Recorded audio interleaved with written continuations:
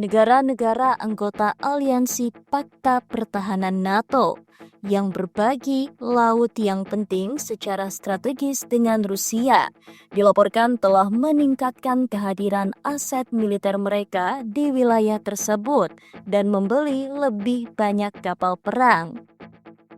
Denmark yang terletak di muara Laut Baltik mengumumkan rencana untuk membeli puluhan kapal lagi di tengah meningkatnya ancaman keamanan dari Rusia di Baltik dan Arktik. Laut Baltik merupakan jalur perdagangan dan telekomunikasi utama Eropa. Wilayah perairan ini dilaporkan yang telah mengalami peningkatan patroli-patroli keamanan dari militer NATO, seiring meningkatnya dugaan sabotase kabel bawah laut. Eskalasi yang tampak nyata di kawasan ini terjadi sejak Rusia melancarkan invasi besar-besaran ke Ukraina pada Februari 2022.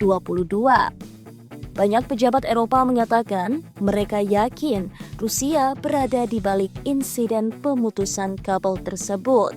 Lituania yang berbatasan dengan Rusia dan laut mengumumkan bulan ini kalau mereka akan membeli 2 kapal serang baru.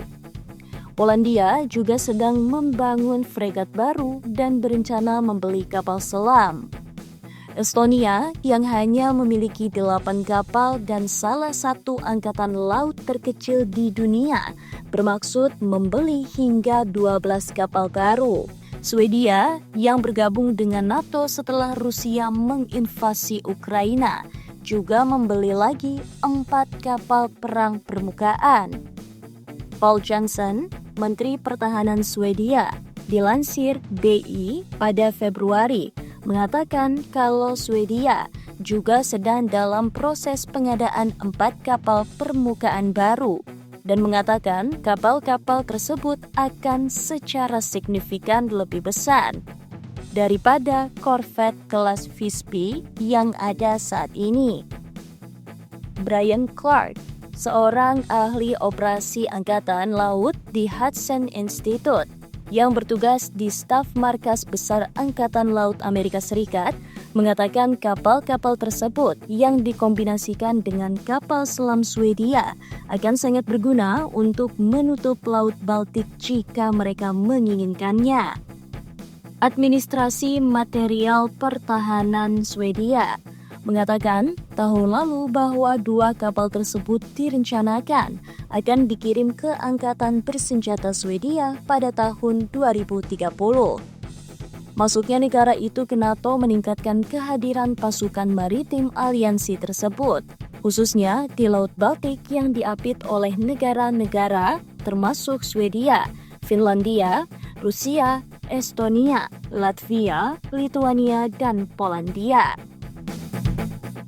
Rusia terjepit di Laut NATO. Angkatan Laut Rusia pernah bermanuver di Baltik pada Desember 2023. Saat itu, Rusia memboyong 1 kapal selam serang, 5 kapal perusak berpeluru kendali, 1 fregat berpeluru kendali, dan 35 kapal yang lebih kecil, menurut Carnegie Endowment for International Peace.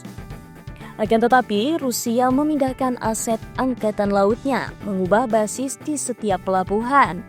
Hal ini membuat posisi Rusia di perairan ini makin terjepit. Terlebih, banyak anggota aliansi mulai menyebut Laut Baltik sebagai Laut NATO setelah Swedia dan negara tetangga Finlandia bergabung dengan NATO.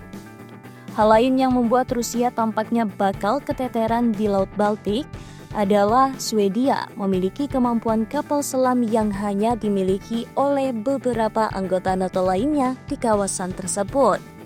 Estonia, Latvia, Denmark, Finlandia, dan Lituania tidak memiliki kapal selam, sementara Polandia hanya memiliki 1 kapal selam. Menurut para ahli peperangan angkatan laut, kapal selam Swedia juga sangat cocok untuk Laut Baltik khususnya. Stephen Horrell, mantan perwira intelijen Angkatan Laut Amerika Serikat dan sekarang menjadi pakar peperangan di Pusat Analisis Kebijakan Eropa, mengatakan kalau kapal selam Swedia yang kecil dan senyap sangat cocok untuk laut dengan lorong-lorong kecil, pulau-pulau kecil, perairan dangkal kecil. Johnson mengatakan Swedia dapat membawa kemampuan unik ke operasi NATO di Laut Baltik di bawah air dan di permukaan. Faktor lain yang membuat Rusia harus waspada jika berkonfrontasi di Baltik adalah Swedia juga sangat mengenal laut tersebut. Johnson menggambarkan operasi di sana sebagai sesuatu yang telah kami lakukan selama ratusan tahun, dan kami ingin berpikir bahwa kami sangat mengenal Laut Baltik. Ia mengatakan banyak hal sedang dilakukan untuk melindungi infrastruktur penting di dasar laut. Seraya menambahkan bahwa Swedia menggunakan angkatan laut dan penjaga pantainya sendiri, tetapi NATO juga telah meningkatkan upayanya. Swedia merupakan bagian dari operasi Baltic Sentry NATO yang telah menempatkan lebih banyak kapal dan kapal kontrol di laut. Namun, Johnson mengatakan masih banyak yang bisa dilakukan.